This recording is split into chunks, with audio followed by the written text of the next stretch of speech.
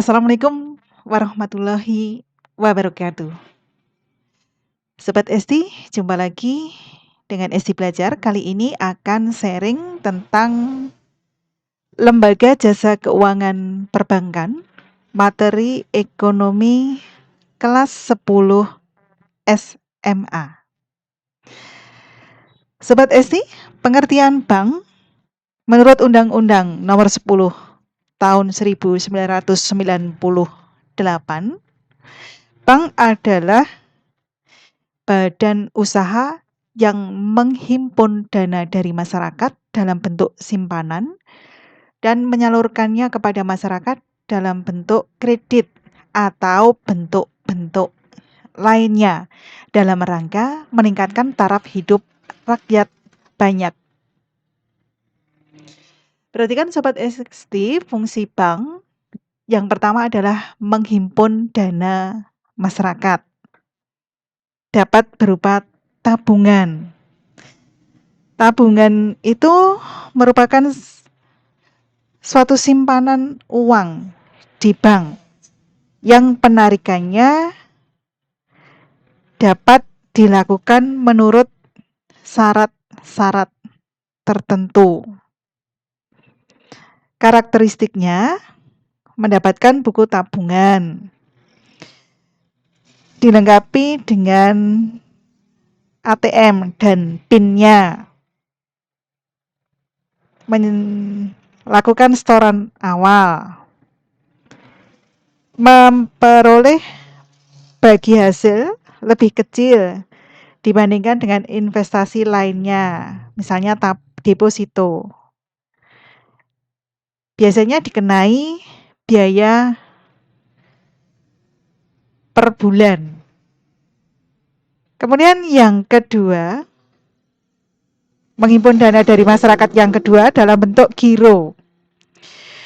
Giro itu merupakan salah satu produk bank berupa simpanan dari nasabah atau badan usaha.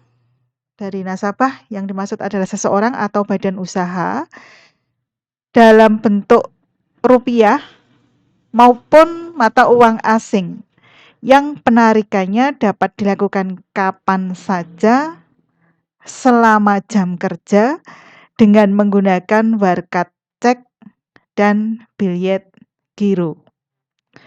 Semua warga negara Indonesia dan warga negara asing serta badan usaha dan institusi lain yang sah menurut hukum yang berlaku dapat membuka rekening giro. Karakteristik dari giro ada cek, yaitu surat berharga untuk alat transaksi pembayaran yang diterbitkan oleh bank sebagai pengganti uang tunai dan dapat dicairkan secara tunai. Biljet giro BG, yaitu surat berharga atau alat transaksi yang diterbitkan oleh bank sebagai pengganti uang tunai dan dapat dicairkan secara tidak tunai melalui pemindah bukuan ke rekening yang bersangkutan sesuai dengan tanggal yang tertera di dalam biljet giro. Menghimpun dana dari masyarakat yang ketiga yaitu deposito. Deposito adalah simpanan yang pencairannya hanya dapat dilakukan pada jangka waktu tertentu dengan syarat tertentu. Karakteristiknya, deposito dapat dicairkan setelah jangka waktu berakhir. Ada deposito yang jatuh tempo dapat diperpanjang secara otomatis. Deposito dapat dalam bentuk rupiah maupun mata uang asing. Deposito merupakan simpanan yang pencairannya dilakukan berdasarkan jangka waktu tertentu. Umumnya jangka waktu itu ada 1 bulan, 3 bulan, 6 bulan, dan 1 tahun atau 24 bulan. Fungsi bank yang kedua, menyalurkan dana kepada masyarakat melalui kredit yang diberikan. Fungsi bank yang ketiga,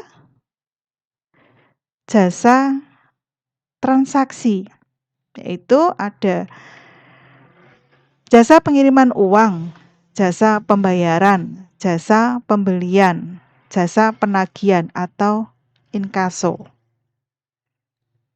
Sobat SD belajar, dalam menjalankan fungsinya, bank harus memperhatikan hal-hal, diantaranya likuiditas, kemampuan bank untuk melunasi kewajiban sewaktu-waktu atau saat jatuh tempo, atau dapat melunasinya dalam jangka pendek. Solvabilitas artinya kemampuan bank untuk memenuhi seluruh kewajibannya bila bank tersebut bubar atau dapat melunasinya dalam jangka pendek maupun jangka panjang. Rentabilitas artinya kemampuan bank untuk memperoleh keuntungan atau laba agar dapat terjaga kontinuitasnya. Soliditas artinya kemampuan bank untuk memperoleh kepercayaan dari masyarakat sehingga menunjukkan bahwa bank tersebut dalam kondisi sehat. Berikutnya Sobat SD, jenis-jenis bank. Berdasarkan fungsinya, ada bank umum dan bank perkreditan rakyat atau BPR. Berdasarkan kepemilikannya, ada bank milik pemerintah, ada bank milik swasta, milik asing, koperasi, dan campuran. Berdasarkan status, ada bank devisa dan ada bank non-devisa. Berdasarkan kegiatan operasionalnya, ada bank konvensional dan ada bank syariah.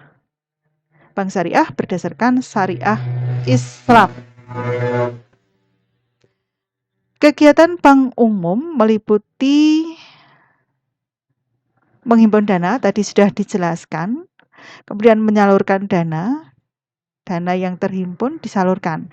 Kemudian memberikan jasa-jasa bank lainnya. Tadi sudah disampaikan penjelasannya.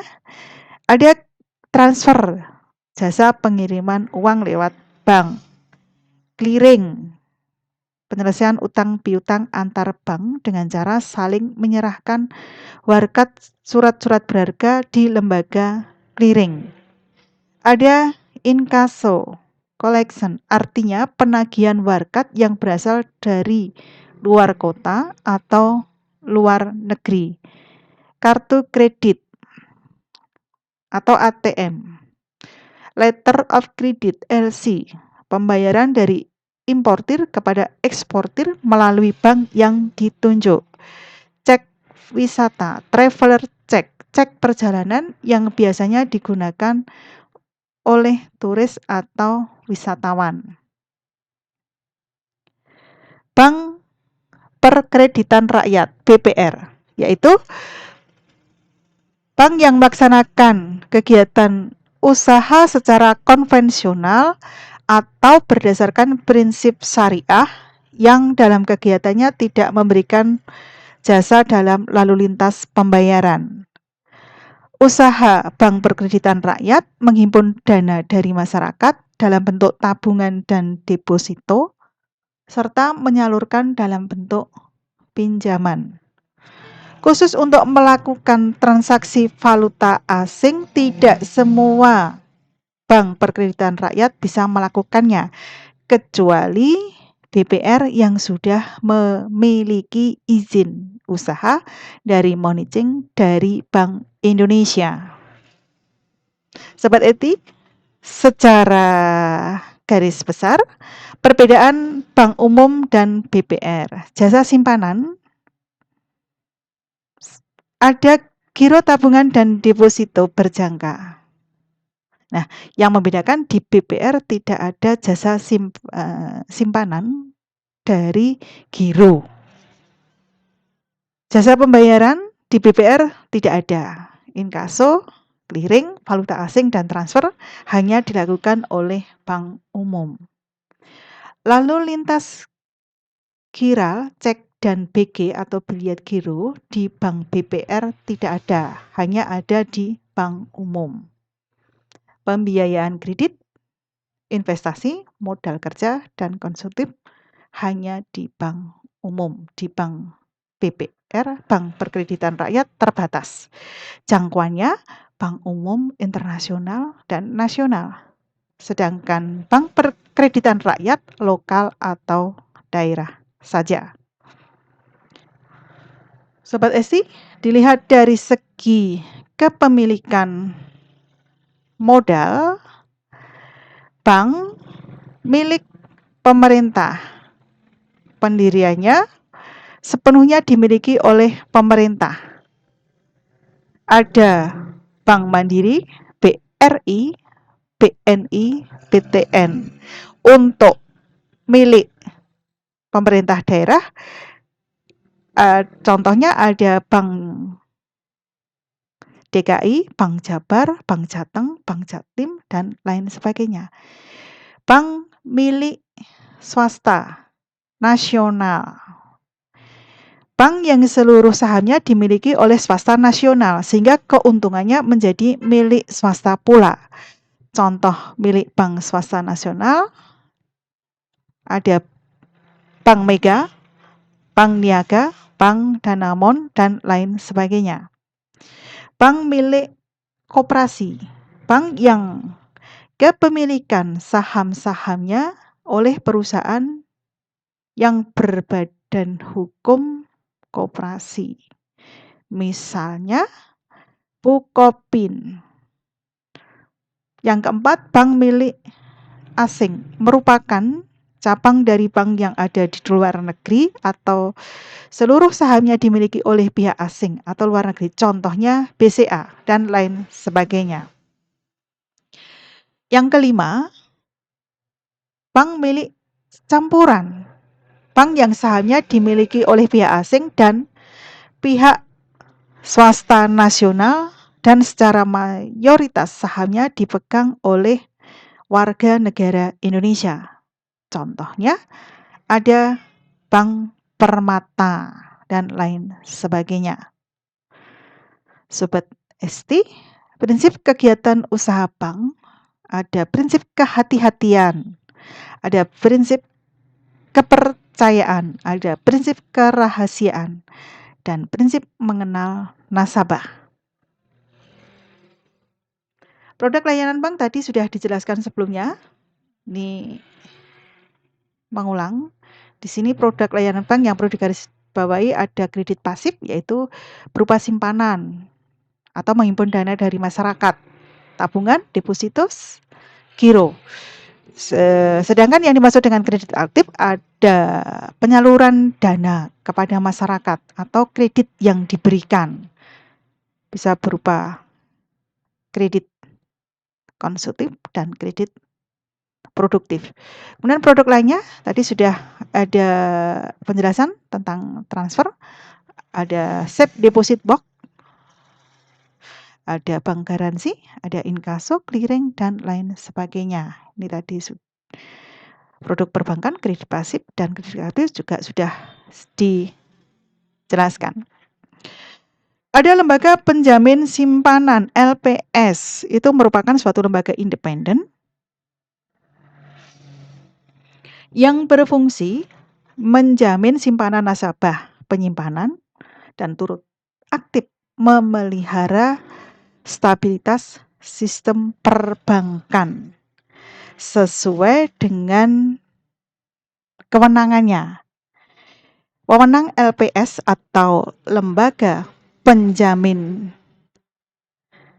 simpanan yaitu menetapkan dan memungut premi penjaminan, menetapkan dan memungut kontribusi pada saat bank pertama kali menjadi peserta, melakukan pengelolaan kekayaan dan kewajiban LPS, mendapatkan data simpanan nasabah, data kesehatan bank, laporan keuangan bank, dan laporan hasil pemeriksaan bank sepanjang tidak melanggar kerahasiaan bank.